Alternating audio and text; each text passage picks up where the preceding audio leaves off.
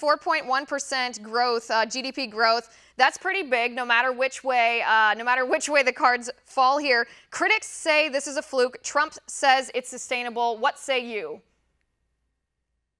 Well, there are some very great things for the economy that the tax cuts did, and especially that deregulatory agenda that you mentioned. It's not clear whether above 4% growth can be sustained. That remains to be seen. But certainly these numbers look really good, and they've looked good for the last few quarters. We have an economy that is, by all intents and purposes, booming post-Trump deregulatory and tax cut agenda.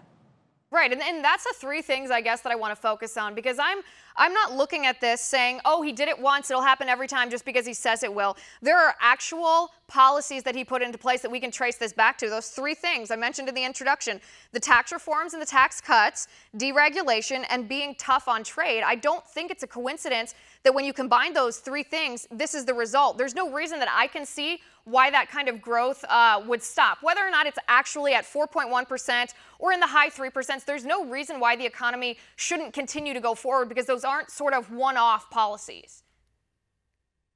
That's right, and there are two components, right, to these tax cuts. One was the individual tax cut that everyone saw in their paycheck from months ago, and that boosted that consumer spending that makes up almost 3/4 of our GDP.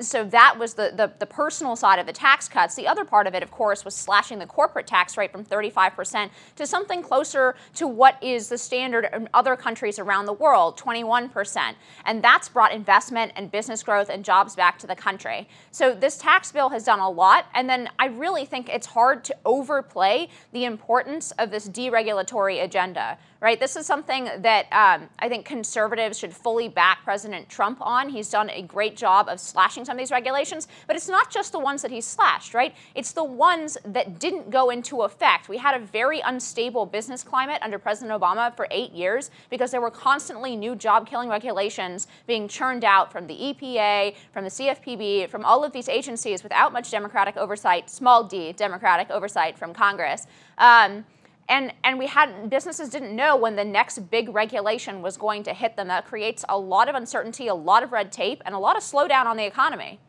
Want to see more videos like this? Click on the link below and subscribe to One America News on YouTube, and call your cable provider and kindly demand that One America News is added to your lineup. Call and subscribe today.